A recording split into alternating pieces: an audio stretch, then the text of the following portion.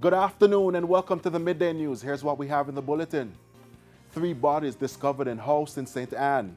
Organizers of Sunday's drag racing event insist safety protocols were in place. And later in sports, Fraser Price looking to bet a personal best after winning 5th 100-meter world title. I'm Anthony Lugg. Here are the details.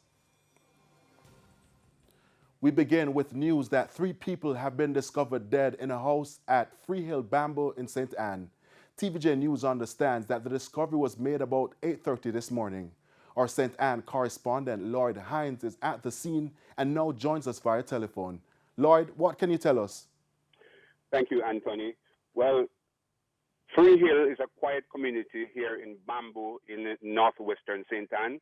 The mood right now is described as pretty sad and somber as scores of persons are now gathered at the scene of a triple murder.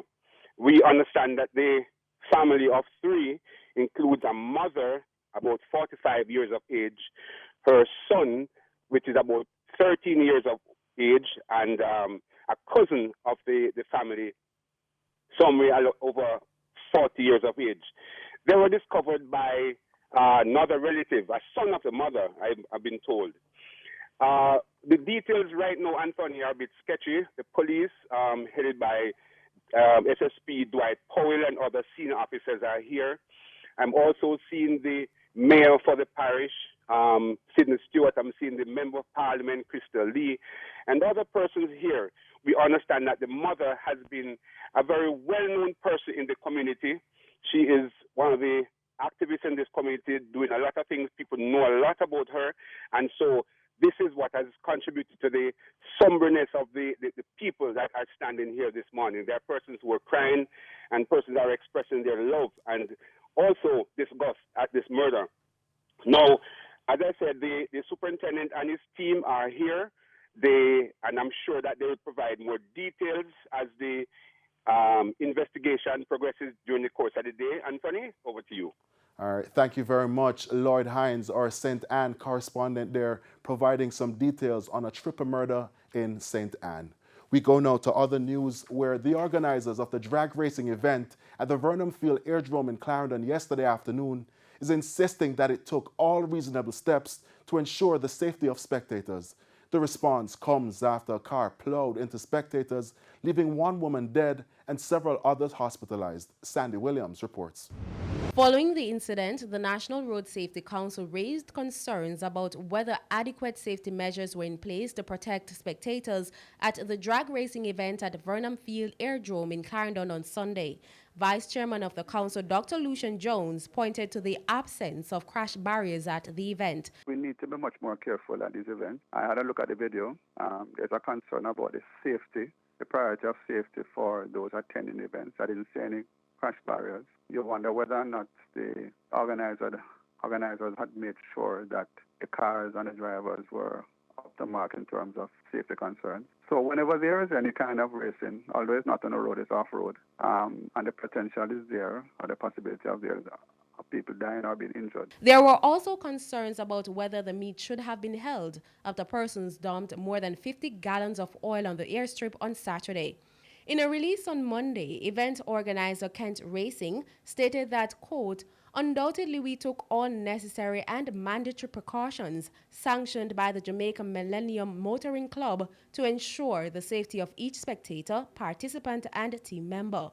The release further noted that, quote, "We erected integral barriers, caution signs, had ambulances and fire marshals on site, as well as adequate security personnel on the ground to consistently monitor and enforce our safety protocols."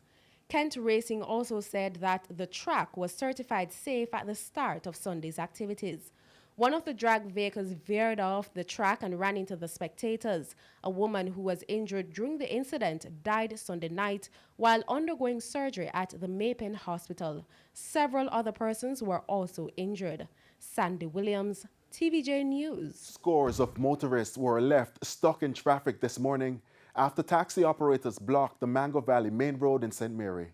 The operators complained they're forced to use the coastal highway at the intersection of Big Gate because of the deplorable road conditions in the area. They're calling on their Member of Parliament, Robert Montague, to address the matter.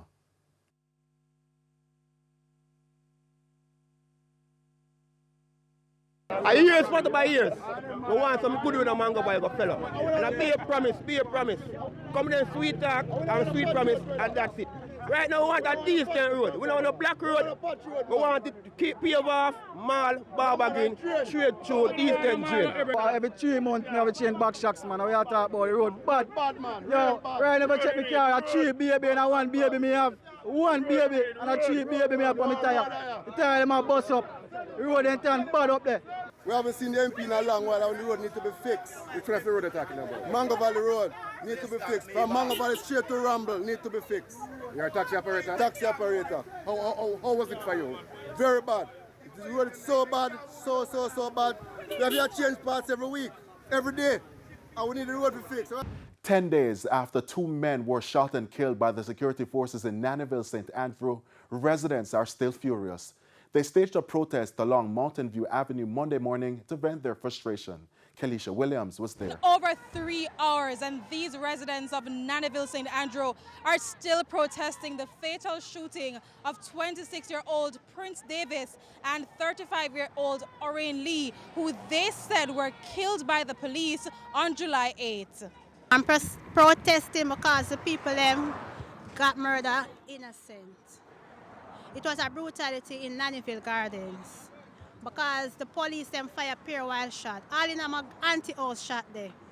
4 men get shot, 2 dead. Police them jump out a car with gun. Lie, no shootout never go on in Nannyville at night. No shootout. Police wanna do the shooting, them do whole heap of shooting to make people think that them are fire shot. But why are the residents protesting 10 days later? Well, they told me things have been getting worse in the community. Everybody just come together because police came in Nannyville again. About Wednesday or Thursday, 2 soldier jeep and 2 jump out. Now in this lane behind me is where the residents said the victims were shot and killed. They said Orain Lee in particular surrendered here upon seeing the police, but he was still shot multiple times. Which law said that you must execute a man, whether him bad or not, after him surrender. 2 hands in the air, he's not a threat. And you shoot people from back way. We want to know which law said that. Now, as the people of Nannyville look to bury their loved ones, they're hoping that justice will be served. Reporting from Nannyville in St. Andrew, I'm Kelisha Williams for TVJ News. All right, thank you, Kelisha. And it's now time for a break, but stay with us. More stories when we return. Welcome back to Midday News, and thanks for staying with us. We go now to a TVJ News follow-up where officials of the Cornwall Regional Hospital in St. James have responded to concerns expressed by a woman whose baby died at the facilities 2 days after birth. Herman Green has been following the story. After giving birth at the Cornwall Regional Hospital on June 30, Nasia Kelly's baby reportedly died 2 days later on July 2. Her family says questionable reports and actions from the hospital have raised doubts in their minds. I would like to know, I would like to do a DNA test to prove that that baby is mine. And if the baby is mine, I want to know, I want to get answers, the reason why my baby died. When contacted on Wednesday, clinical coordinator for the Western Regional Health Authority, Dr. Delroy Frey, said he would need to see the records before commenting. We caught up with Dr. Frey on Thursday. I've looked through the good notes. I have not seen anything untowards. In fact, the care that the baby was given after birth, along with the care that she was given the obstetric ward, from my opinion, has been excellent. The family had also raised questions about conflicting information about the baby's gender, a doctor's name being crossed off the baby's birth card, and challenges in getting their request for an autopsy done. While expressing condolences to the family, Dr. Frey insisted that he is not at liberty to discuss the details of Ms. Kelly's medical record with the media, but says he has taken steps to address the issues the family has raised. Subsequently, I've contacted Ms. Kelly and told her that I'll be happy to meet with her Monday morning, 9 o'clock at the hospital to discuss any queries that she has. And that's all I can say at this point in time. The medical certificate the family received listed perinatal asphyxia as the cause of death, which is usually due to complications during childbirth. Herman Green, TVJ News. Prime Minister Andrew Holness has given a strong warning to the developers of the Montego Bay Perimeter Road project to be mindful of residents and the motoring public. His warning comes following a recent protest action by residents in St. Thomas over dust and noise nuisance due to the construction of the South Coast Highway Improvement Project. Speaking at the groundbreaking ceremony for the Perimeter Road project in St. James on the weekend, Mr. Holness says lessons ought to have been learned from previous major infrastructure projects. He added that this latest one should not be a burden to citizens. So I have said to the NROC people that any works that you are going to do, ensure that the forward planning is done to include provisions for dislocation, early warning, dust screens, truck to water the road. And I'm saying to China Harbour, our contractors, respect our Jamaican people. Almost $5 billion has been allocated for the Perimeter Road and the Long Hill Bypass in St. James. The Perimeter Road project is expected to reduce the traffic congestion within the town of Montego Bay. Authority for your cooperation in this matter as well. This is a big moment for Jamaica. This is a great moment for every Jamaican. I want to thank you all for coming. And remember that this is a mark of our legacy. And it's time now for the Business Minute. Jamaicans spent more money on imports during the first quarter of this year. The Statistical Institute of Jamaica Statin says expenditure on goods between January and March increased by 38.7%. Statin's Director General Carol Coy says a major cause was higher fuel imports. Total imports were valued at $1,826.3 million US dollars when compared to $1,316.9 million in the corresponding period in 2021.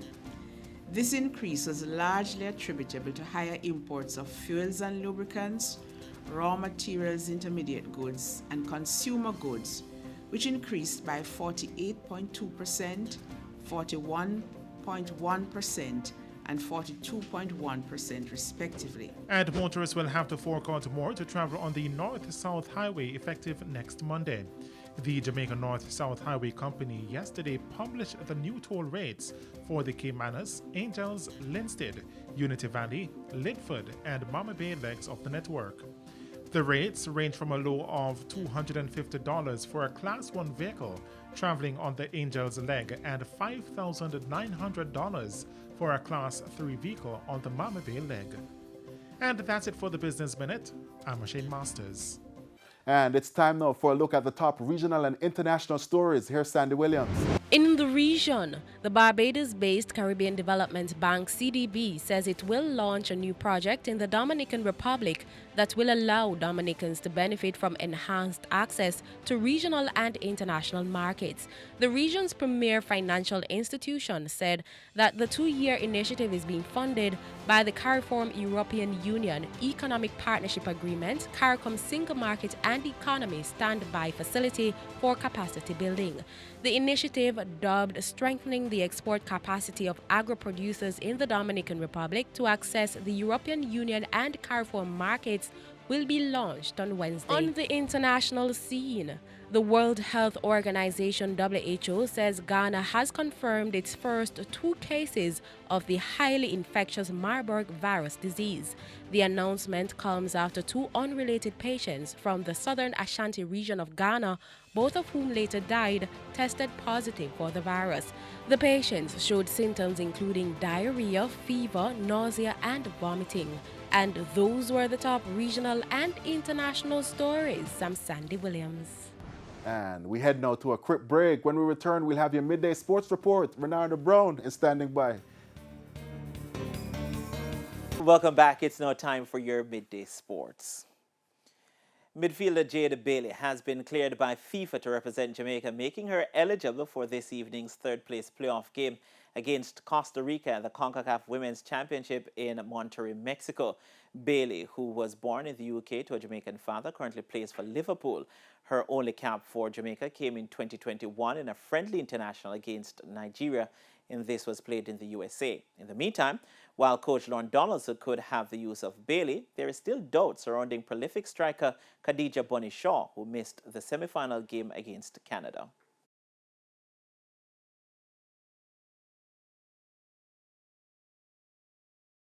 We're not there yet, like most of the teams who can miss a player like that and still be as effective. You know, obviously she scored a lot of goals for us, and she's a big presence for us. And you know, yeah, that did hurt us a lot. But hopefully we have her back for the next game, and you know, we can go out there and just push on and just give it our best shot.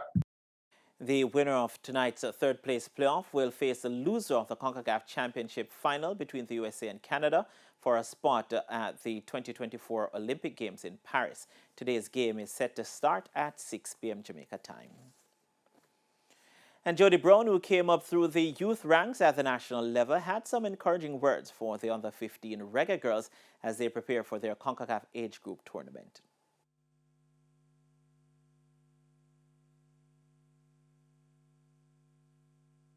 I think my message would be just keep believing, go there, work hard, listen to your coaches. I think they're the ones who knows everything. You just got to listen to them, go there and compete and just play your game. Remember, you're doing it for Jamaica. Just play your game, you're doing it for your family.